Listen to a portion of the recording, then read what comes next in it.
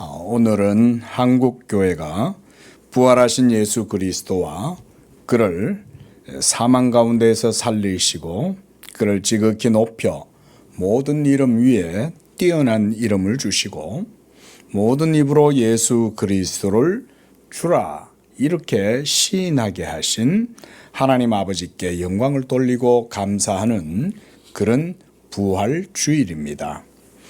이 자리에 계시는 우리 양재교회 성도님들 모두 하나님께서 여러분을 예수 그리스도와 함께 그의 십자가의 죽으심 가운데 일으켜 세우신 줄로 믿으시기를 바랍니다. 에베소서 2장 5절에서 하나님께서 허물로 죽은 우리를 그리스도와 함께 살리셨고 또 함께 일으키사 그리스도 예수 안에서 함께 하늘에 앉히셨다. 여러분은 하나님 보좌 우편에 그리스도와 함께 하나님이 앉히셨다는 것을 믿으시기를 바랍니다.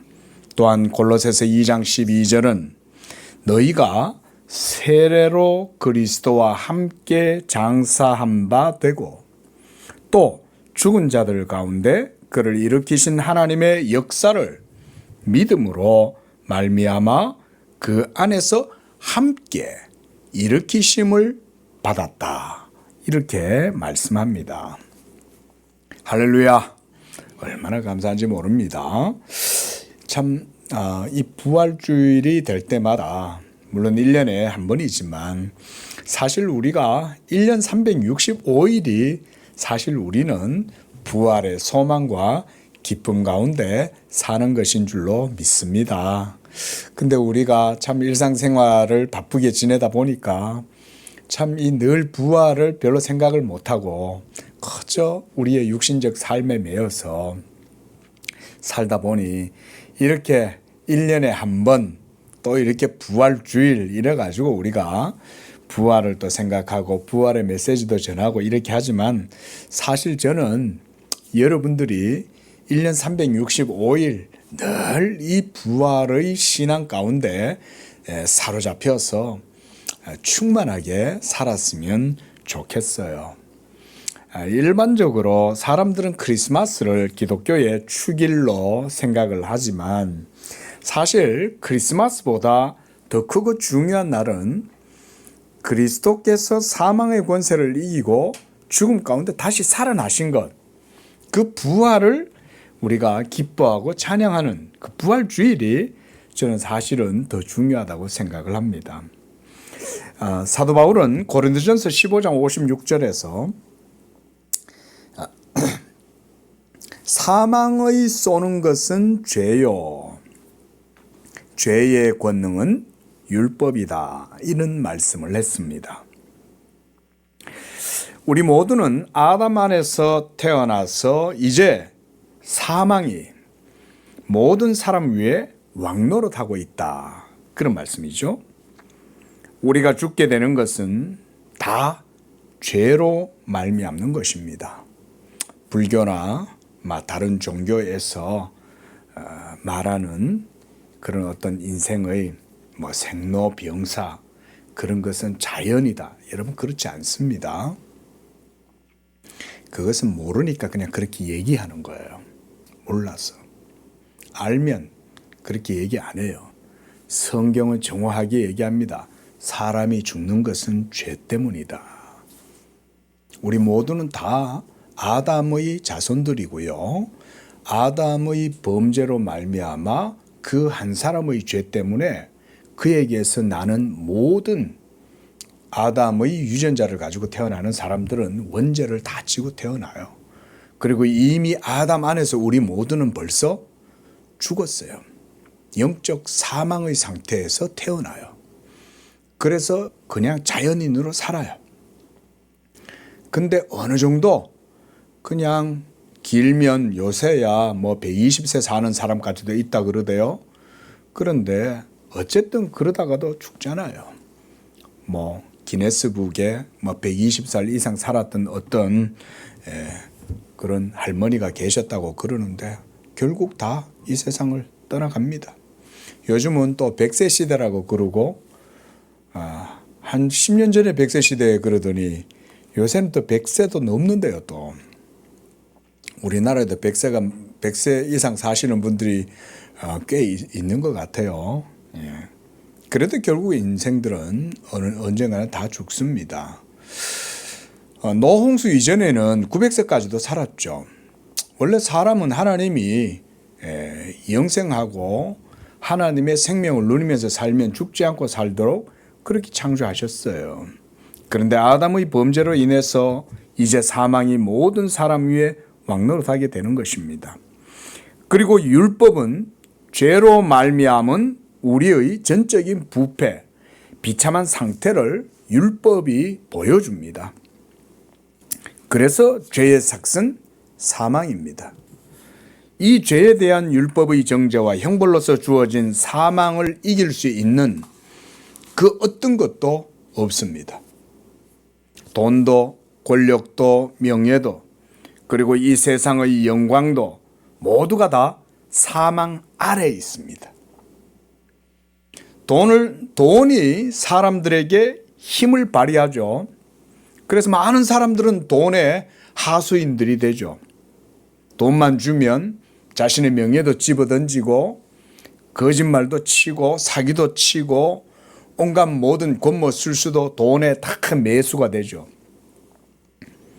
그리고 권력과 명예와 영광이 사람들을 유혹하고 사로잡습니다. 그러나 그 모든 힘들은 사망이라고 하는 이 왕, 킹, 그게 진짜 왕이에요. 그 아래에 다 굴복하고 그 아래에서 다 소멸되고 사라집니다.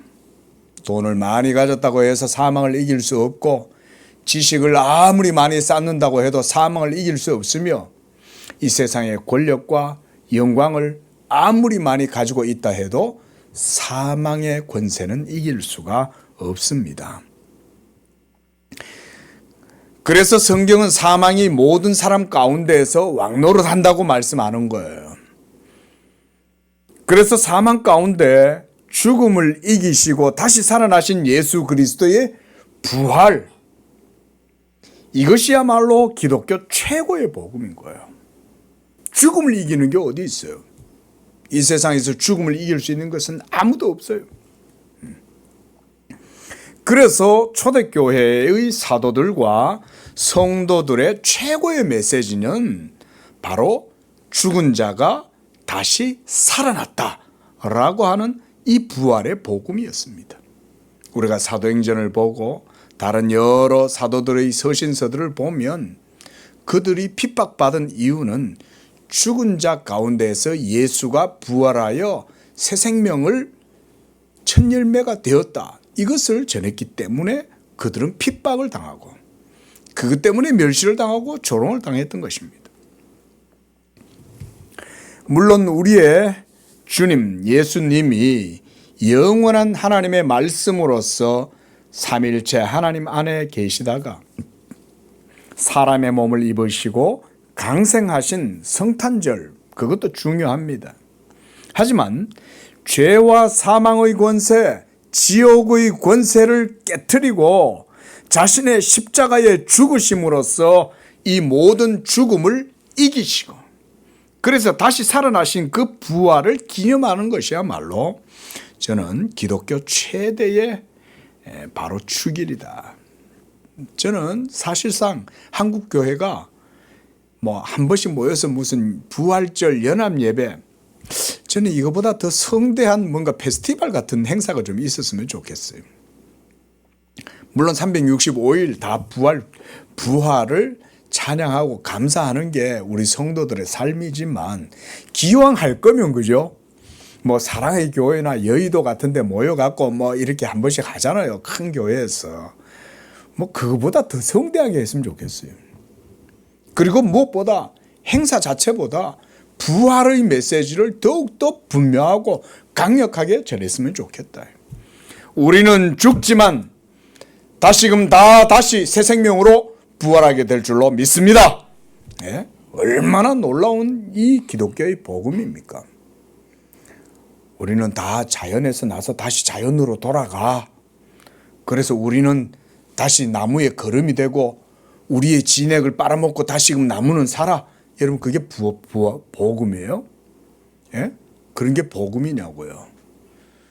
우리는 죄로 말미암아 다 죽지만 우리 안에 있는 부활 생명의 말씀이 역사하여 그 말씀의 능력으로 우리는 다시 새로운 부활체로 다시금 살아나게 될 것이다. 이게 바로 기독교의 복음이죠. 그래서 오늘 여러분들과 이 열왕기상 13장, 열왕기하 이 13장의 본문을 통해서 죽은 자를 다시 살리시는 예수 그리스도의 부활 생명에 대해서 여러분들과 함께 증거하고자 합니다. 저는 오늘 이 본문이 하나님께서 우리에게 주시는 이 신앙의 교훈이 있다고 믿습니다. 그것은 바로 부활의 교훈이요 복음의 진리입니다. 먼저 이 본문은 열왕기하 13장 2절 3절에서 그 배경을 설명해 주고 있습니다. 북이스라엘의 왕인 요아스가 선왕이었던 여호아하스, 그가 17년간 왕으로 있을 때에 먼저 2절을 보면 하나님 보시기에 악을 행하고 이스라엘로 하여금 범죄하게 한 느밧의 아들 여로보암의 죄를 따라가고 거기서 떠나지 아니하였으므로 하나님께서 이스라엘로 하여금 아람 왕 하사엘과 그의 아들 베나닷의 손에 넘기셨다. 이렇게 말씀하죠.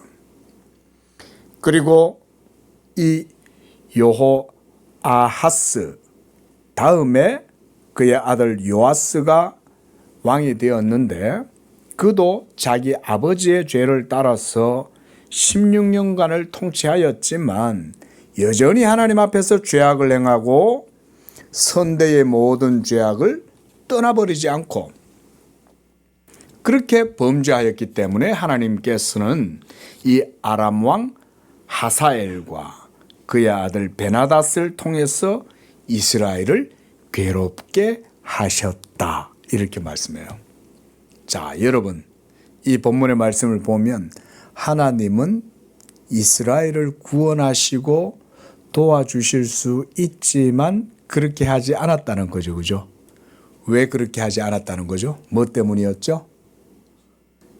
이스라엘의 범죄 때문에 그렇다 이거예요. 자, 여기서 포커스는 뭐냐? 죄 때문에 하나님이 아람이라는 나라 그 왕 하사엘과 베나닷을 사용해서 이스라엘을 괴롭게 하셨다 이 말인 거예요. 문제는 뭐예요? 아람 왕 하사엘이 문제입니까? 베나닷이 문제입니까? 뭐가 문제죠? 이스라엘의 범죄. 하나님을 섬기지 않고 죄를 지었기 때문에 그 죄를 계속 짓고 하나님께 돌아오지 않으니까 하나님이 아람 나라를 매로 채찍으로 사용하셨다 그 말인 거예요. 그러나 열왕기상 13장 23절을 보면 열왕기하 13장 23절을 보면 하나님께서 아브라함과 이삭과 야곱과 더불어 세우신 언약 때문에 이스라엘에게 은혜를 베풀고 그들을 불쌍히 여기셔서 돌보시고 그래서 궁극적으로는 그들을 멸하시지는 않으셨다. 이렇게 하나님이 말씀하시는 거예요. 그러니까 하나님이 범죄한 이스라엘을 책망하고 징계하실지라도 아주 멸망하도록까지는 그들을 징계하지 아니하시고 아브라함과 이삭과 야곱의 언약을 기억하셔서 은총을 베풀어 주셨다. 그런 말씀이죠. 여러분, 이렇게 하나님이 이 언약을 따라서 은총을 베푸실 때 바로 이스라엘을 위해서 보내주신 선지자가 있어요. 그가 바로 오늘 본문에 나오는 엘리사예요. 엘리사. 그리고 이 엘리사는 누구의 후임자입니까? 엘리야의 후임자죠. 그죠? 그래서 북이스라엘에는 하나님이 엘리야와 엘리사를 보내가지고 그 백성들을 가르치고 인도하셨던 거예요. 그리고 환난 가운데에서도 여러 정치적인 어려움 가운데에서도 그들을 구원해 주셨던 것입니다. 열왕기하 5장 8절을 보면 이스라엘 중에 선지자 있는 줄 알리이다. 이렇게 이 엘리사 선지자가 말을 하죠. 아람 나라 군대 장관 나아만이 온몸이 한센시 병이 들렸어요. 옛날 말로 문둥병이 들린 거예요. 불치병이죠. 살이 썩어져 나가고 발이 썩어서 손가락이 마디마디마다 떨어져 나가도 아픈 줄도 모르고 몸이 그냥 썩어서 내려앉는 거죠. 그런 중병에 걸렸을 때에 이 아람의 군대 장관이었던 나아만이 엘리사를 찾아와서 병을 낫잖아요. 여러분, 이걸 통해서 이 나아만은 이스라엘은 하나님이 지키신다는 사실을 알았던 거예요. 아, 이스라엘 가운데에는 하나님의 말씀을 맡아서 그 말씀으로 이스라엘의 영적인 지도자이고 영적인 지지대요 보호자인 선지자가 있구나. 이 사실을 이미 아람 나라 사람들은 알았어요. 한마디로 본때를 본 거죠. 이스라엘 가운데 하나님이 있고 그 하나님의 신적 능력으로 자기들 나라의 군대 장관이었던 국방부 장관이잖아요. 그 국방부 장관이었던 나아만이 기적적인 치유를 받았다는 것을 그들은 다 봤어요. 그런데도 그들은 또 이스라엘을 공격하고 괴롭히는 거죠. 그러니까 여러분, 이 엘리사가 그 당시 북이스라엘에게 미쳤던 정치적인 사회적인 영향은 지대했던 거죠. 영적인 것뿐 아니라 정치적으로도 영향력이 막강했던 거예요. 그런데 이렇게 위대했던 하나님의 종 엘리사도 그저 한 사람의 인생이죠. 연약한 육체를 가졌죠. 그래서 오늘 본문을 보면 그가 육체의 질병으로 죽게 되었다고 말씀합니다. 그리고 이 엘리사가 병이 들려 죽게 되었다는 것을 이스라엘 나라 전체 운명에 절대적 영향을 미치게 되는 일입니다. 그러니까 이 왕이 요아스가 급하게 엘리사를 찾아온 거예요. 아니, 당신이 병이 들다니 이게 어찌된 일입니까? 당신이 죽게 된다니 이게 어찌된 일입니까? 당신이 없으면 이제 이스라엘은 멸망할 수밖에 없습니다. 나는 어떡합니까? 이러면서 그가 이 14절에서 엘리사를 향하여 이렇게 부르짖습니다. 내 아버지요, 내 아버지요. 한마디로 영적인 아주 큰 자기 아버지나 마찬가지인 거죠. 이스라엘의 병거와 마병이요. 이 요아스 왕은 엘리사를 이스라엘의 마병, 이스라엘의 병거다, 이렇게 부르고 있습니다. 이건 엘리사의 역할이 이스라엘에 얼마나 컸는지 보여주는 거예요. 그리고 이 요아스 왕이 이 엘리사를 얼마나 의지했는지를 보여줘요. 그렇지 않겠어요? 여러분, 나아만 장군이 그렇게 병을 기적적으로 고치고 돌아갔을 때에 그 소문이 아람 나라에만 났겠어요? 이스라엘 왕도 놀랐겠죠. 처음에 이스라엘 왕은 아람 나라의 왕이 친서를 보내면서 우리 국방부 장관 병이 걸렸는데 그 나라의 신이 선지자가 아주 영험하다고 하니까 좀 고쳐주시오 이러면서 편지까지 보냈잖아요. 그러니까 왕이 그 편지를 받고 얼마나 놀라서 아니 도대체 우리가 이 병을 어떻게 고쳐? 이건 필시 이 병을 고치지 못할 줄 알고 우리한테 시비 걸려고 이렇게 하는 거 아니냐, 이게 계책이 아니냐 이러면서 왕이 막 두려워서 할 때 엘리사가 바로 그 얘기를 한 거죠. 이스라엘 중에 선지자가 있는 줄 그가 알게 될 것이다. 그리고 엘리사의 말처럼 나아만은 요단강에서 깨끗하게 병이 치료되고, 그렇게 함으로써 이스라엘의 하나님만이 참 하나님이라는 사실을 그가 배우고 간 거죠. 그러니까 이스라엘 왕도 이것을 알았어요. 그러니까 이 엘리사가 이스라엘에 미치는 이 영향력은 거의 절대적이었다, 이렇게도 볼 수가 있는 거죠. 그런 그가 이제 죽게 되었으니 그의 마음이 얼마나 다급하고 불안했겠습니까? 아람은 계속해서 이스라엘을 공격하고 백성을 멸절시키기까지 했어요. 그래서 13장 7절을 보면 이 아람 왕이 이스라엘을 공격하고 어떻게 했냐면 이스라엘의 모든 군사력을 제거해 버렸어요. 그리고는 조금만 남겨두는 거예요.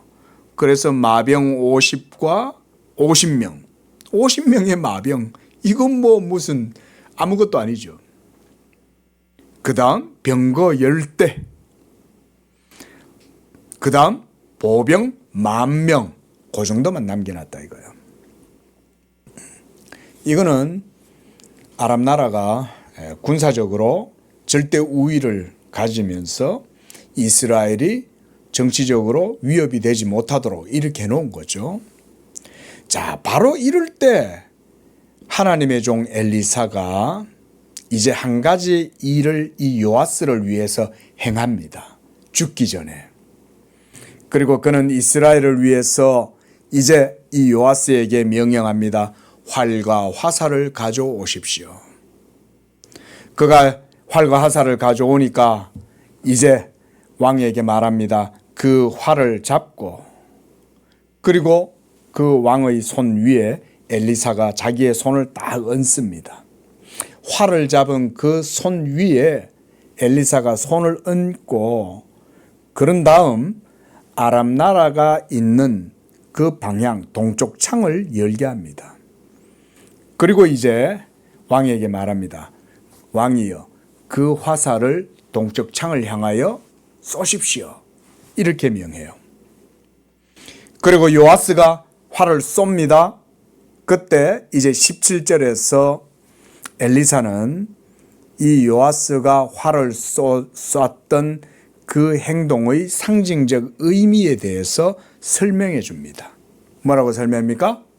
이는 여호와를 위한 구원의 화살, 곧 아람에 대한 구원의 화살이니이다. 이렇게 이 화살의 의미를 설명해 줘요. 그리고 이제 이 화살로 왕은 아람 사람을 멸절하도록 아벡에서 쳐서 승리하게 될 것입니다. 이렇게 그 상징성을 설명해 줬습니다. 자, 여러분, 만약 하나님께서 여러분에게 이와 유사하게 무슨 백지수표처럼 만약 도깨비 방망이 그런 거 있잖아요. 요술 지팡이 또는 무슨 알라딘의 요술 램프, 만약 이런 걸 하나님이 여러분들에게 주었다. 그래서 야, 네가 원하는 게 뭐야? 한번 구해봐. 네가 원하는 대로 이거 한번 두들겨 가지고 네가 원하는 거 한번 얻어봐 라고 하신다면 여러분들은 어떻게, 그리고 무엇을 얼마만큼 하나님께 구할까요? 여러분 한번 생각 한번 해보십시오. 내가 하나님께 기도한다면 무엇을 기도할까? 하나님께서 야, 내가 네 원하는 거 다 해줄게, 너 이거 가지고 한번 뭐든지 한번 해봐 라고 한다면 여러분들은 얼마만큼 하나님께 기도하고 원하실 겁니까? 기회죠. 그죠? 둘도 없는 기회가 이제 자기에게 주어진 거죠. 지금이야말로 내가 인생을 완전히 뒤바꿀 수 있는 절호의 기회다. 내가 이걸로 어마어마한 일을 할 거야. 이러면서 뭔가 대차게 어떤 일들을 추구하고 바래고 이렇게 할 수도 있겠지만 이 요아스는 아주 소심하고 믿음이 없었던 거예요. 이 요아스가 젊은데도 믿음도 없고 기백도 없고 배짱도 없고 그래가지고는 엘리사가 요아스에게 말해요. 이제 당신의 손에 있는 그 구원의 화살로 여호와의 구원의 화살이죠. 그 구원의 화살로 땅을 치십시오. 이렇게 얘기를 하니까 이게 이제 상징성을 알았잖아요. 요아스는 그렇죠? 아 이거는 여호와를 위한 구원의 화살이고 이제 이것을 통해서 아람을 쳐서 멸망시킬 수가 있구나. 그러면 여러분 몇 번 치실 거예요? 치라면? 네? 20번요? 아, 그 사람 믿음 좋네. 20번. 예? 여러분 몇 번 치실 거예요? 한번 대답해 봐요. 여러분이 요아스라고 생각하면 나에게 하나님이 이 구원의 화살을 주었어요. 몇 번 치실 거예요? 응? 저 같으면 이 아람 녀석들 죽어라 이러면서 왔다가 막 탁탁탁탁탁 그러고는 최소 뭐 한 18번은 안 했겠나. 근데 요아스는 몇 번 쳤어요? 3번 거저 3번만 치고 그치고 말았다. 이렇게 얘기했어요. 그러니까 19절에 죽어가던 엘리사가 보니까 기가 막힌 거죠. 야 이놈아, 내가 하나님께 기도해가지고 이 화살을 구원의 화살로 네 손에 쥐어줬는데 네가 고작 치는 게 고작 틱틱틱 그 3번 치냐? 응? 이러면서 뭐라 그래요? 하나님의 사람이 노하여 이러대. 화가 나죠. 어이구 이랬겠죠. 이 바보 같은 녀석. 어? 이 우리말로 쪼다야 이랬겠죠. 그죠? 에? 어떻게 하나님의 화살을 들고 네 믿음이 그것밖에 안 돼가지고 그거밖에 못 치냐.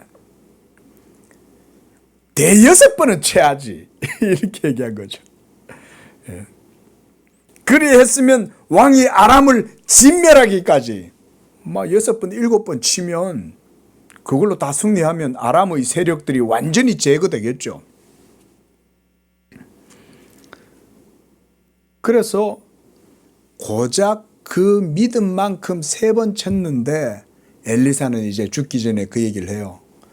네가 이제 3번만 아람 왕을 쳐서 이기게 될 거다. 이렇게 얘기해요. 자, 여러분 여기에서 이 화살을 저는요 우리 예수 믿는 성도들에게도 하나님이 동일하게 말씀하신다면 이 화살은 신약의 우리 성도들에게는 뭐가 될까요? 저는 이것이 십자가라는 화살이라고 생각을 합니다.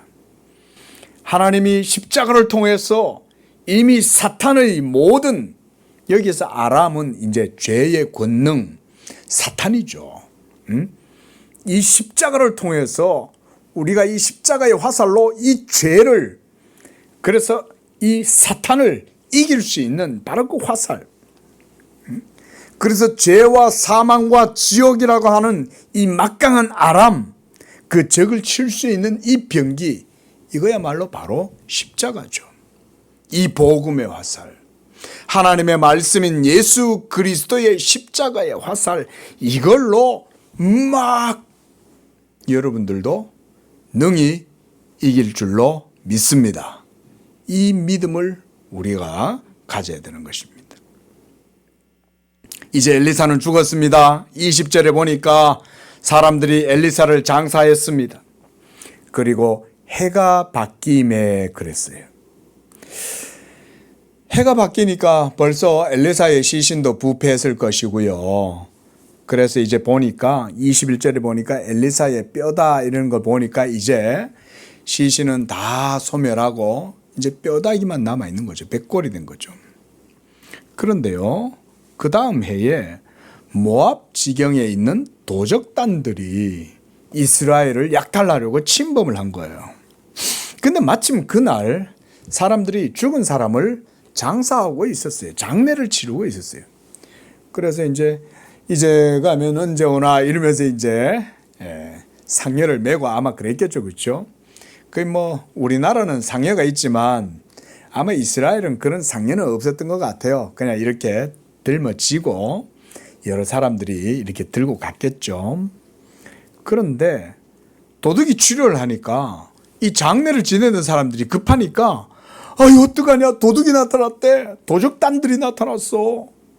그러니까 사람들이 놀라가지고 도망을 가야 되는데 이 시신을 옆에 보니까 엘리사의 시신을 묻어놨던 무덤이 있는 거예요. 그래가지고는 거기다 그냥 그 시신을 냅다 던지고 도망을 간 거예요. 근데 이 시신이 21절에 보면 그 시체를 엘리사의 묘실에 던짐에 들이던졌다. 이렇게 우리말 번역 성경은 들이던졌다. 그러니까 조용히 내려놓은 게 아니에요. 그냥 이렇게 윗다 그러고 무덤에다가 툭 던져 넣은 거예요. 던져 넣었는데 거기에 뭐가 있었냐. 죽은 엘리사의 시체의 뼈가 거기에 있었던 거예요. 근데 그 죽은 자가 그 죽은 시신이 엘리사의 뼈에 딱 닿자 이 죽었던 사람이 다시 살아난 거예요. 놀라운 일이죠. 그죠? 그러니까 여러분 이것만 보면 그저 성경 속에 나오는 기적의 에피소드 이렇게 볼 수 있겠지만 저는 바로 여기에 부활의 교훈이 들어있다고 봅니다. 하나님께서는 이 본문을 통해서 우리에게 동일한 부활의 신앙과 교리를 가르쳐 주시는 거예요. 여러분 엘리사는 죽었지만 그러나 하나님은 살아계시죠? 그렇죠?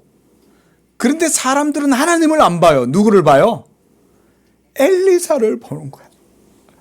옛날에 조용규 목사님이 뭔가 대단한 능력을 했다는데 저는 조용규 목사님에 대해서는 설교 연구 때문에 예전에 조금 이렇게 이제 그분 설교를 듣고 공부하고 그랬던 적은 있는데 직접 현장에서 이렇게 무슨 기적을 많이 하셨다 그러는데 그런 건 제가 못 봤어요. 그래도 제가 그거 크게 중요하게 안 여겼어요. 그런 일이 일어났으면 난 거지. 그거. 그럼 일어났을 수 있겠죠. 예. 하나님은 조영기 목사님뿐만 아니라 이천성 목사님이나 최봉성 목사님이나 우리나라에 엄청난 부흥 강사들 정말 죽은 자도 살리는 이런 최건능 목사님 같은 분들은 정말 그런 일들도 행했잖아요. 그런 일들 능히 일어날 수 있겠죠. 여러분 그런데 조영기 목사님이 없어지면 하나님도 없어집니까? 이천성 목사님이 없어지면 하나님도 없어집니까? 예? 최건능 목사님 돌아가셨지만 하나님이 사라집니까? 그렇지 않죠. 하나님은 여전히 살아계시죠.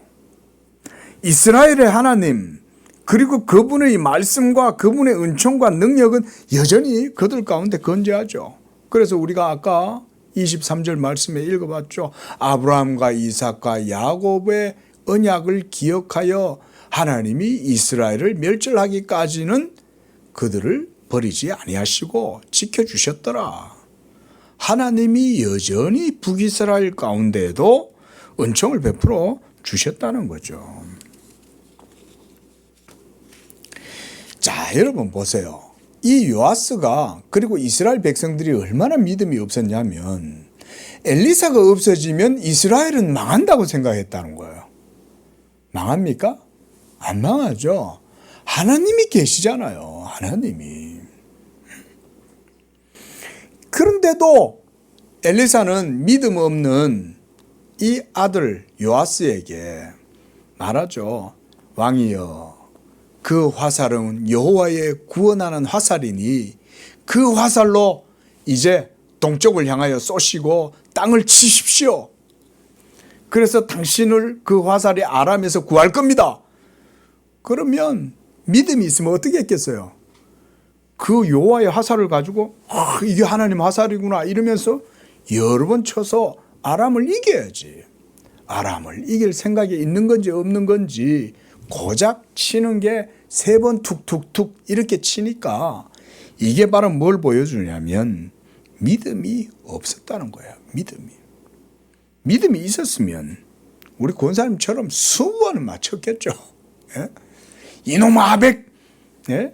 이놈의 아람 죽어라 이러면서 막 갖다가 두들겨 팰 텐데 예, 그렇게 못한 거죠. 이 사건이 보여주는 영적인 교훈이 있습니다. 그건 뭐냐면요, 엘리사의 사역과 그리고 그가 전한 하나님의 말씀의 진실성, 이것입니다. 선지자는 비록 병들어 죽지만 그가 생전에 증언하고 사역했던 그 모든 하나님의 말씀, 그것은 진짜죠. 그것의 진실성. 여러분, 여기 서서 여러분들에게 하나님의 복음, 진리를 전한다고 이렇게 전하고 있는 목사 남상수가 없어도 하나님은 계시죠. 그런데 하나님이 나중에 저한테 뭘 찾으시겠어요? 여러분, 야, 너 목사니까 너 살아갈 때 너 뭐 했어? 라고 얘기할 때 제가 목사로서 하나님 앞에 뭔 얘기를 할까요? 저 이런 일 했어요, 저런 일 했어요, 이런 거 얘기하겠습니까? 네가 하나님의 말씀을 바르게 전했냐? 이거 하나님이 물으시겠죠.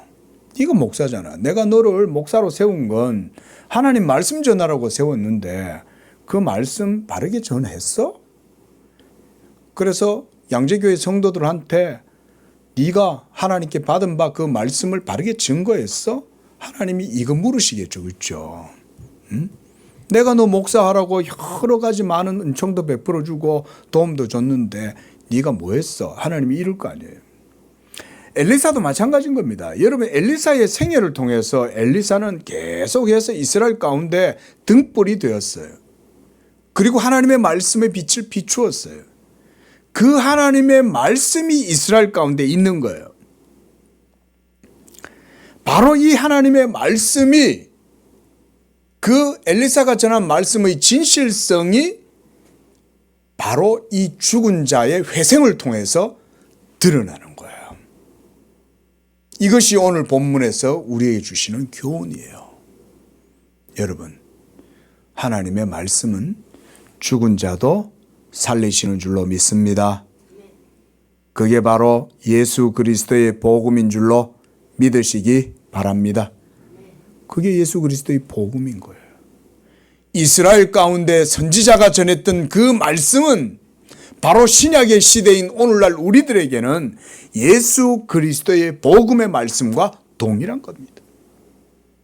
여러분들이 다 죄로 말미암아 결국 사망 아래에서 우리의 육체의 생명, 우리 집사님 오늘 기도하실 때 육체의 장막이다 이런 표현 쓰시더라고요. 그 육체의 장막을 우리가 다 언젠가는 다 벗게 돼요. 예. 그런데요, 그걸 벗게 될 때 여러분들을 진토에서 다시금 불러일으키고 여러분들에게 다시금 하나님을 향하여 생명체로, 영적 존재로 다시금 살려내시는 그분은 바로 누구냐? 하나님의 말씀, 예수 그리스도의 복음이 바로 그 생명의 능력을 불러일으킨다는 것입니다. 그래서 오늘 본문에서 엘리사의 뼈에 접촉이 되었을 때에 죽었다가 다시 회생한 이 사람을 통해서 하나님이 보여주시고자 하시는 것은 이스라엘 가운데 하나님의 말씀이 있고 그 말씀의 능력은 죽은 자도 살린다는 것을 누구를 통해서 보여줬어요? 엘리사입니까? 아니잖아요. 누가 여러분 이걸 살렸어요? 엘리사의 뼈가 살린 거죠. 여기에 여러분 하나님의 놀라운 증거와 역설이 있어요. 죽은 뼈다귀인데 그 죽은 뼈다귀가 죽은 사람을 살린 거예요, 여러분. 자, 다시 한번 질문해 봅시다. 여러분, 엘리사의 뼈다귀 자체에 영험함이 있었을까요? 이걸 근거로 로마 교회는 성인 유물 숭배를 하잖아요. 여러분, 과연 그런 것일까요? 그러면 뭐가 그 죽은 사람을 다시 살린 걸까요? 뼈가 아니라면? 그렇죠. 할렐루야. 그거예요. 하나님의 말씀이 이스라엘 가운데 있고 비록 지금은 죽어서 백골의 상태가 되었지만 그것이 엘리사의 뼈인 한 엘리사가 증거했던 하나님의 말씀의 진실성, 이것이 이 놀라운 능력을 일으킨 거예요. 여호와의 말씀의 진실성. 저는 목사로서 개인적으로 하나님 앞에서 사역자로 그렇게 생각을 해요. 나는 비록 인기도 없고 유명하지도 않고 뭐 별로 사람들이 알아주지도 않지만 나는 내가 증거하는 이 복음은 죽은 사람의 영혼을 살리는 생명의 말씀이다. 저는 이런 자부심 가지고 있어요. 저는 그것 때문에 늘 하나님께 감사해요. 그래서 저는 하나님 앞에 기도할 때도 그렇게 기도합니다. 하나님 정말 감사합니다. 감사합니다. 왜?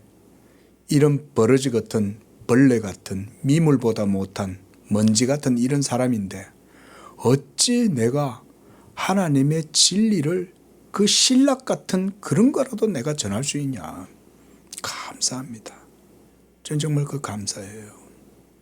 여러분들이 이 예수 그리스도의 복음을 듣고 믿을 때 하나님이 그를 사망 가운데 메어 두시지 아니하고 다시금 사망 가운데서 살리시고 그래서 모든 이름 위에 뛰어난 이름이 되게 하신 이 예수 그리스도를 믿을 때에 이 그리스도 안에 역사하는 부활 생명의 역사가 예수 믿는 여러분 속에도 역사해서 죽은 여러분들의 영혼도 다시금 살리고 오늘 엘리사의 뼈에 접촉되었을 때 회생하게 된 이 사람뿐 아니라 이제 여러분들도 다시금 그 사망의 그 권세 아래에서 해방시켜 주시고 그래서 새로운 생명의 부활로 다시금 불러일으키신다는 것입니다.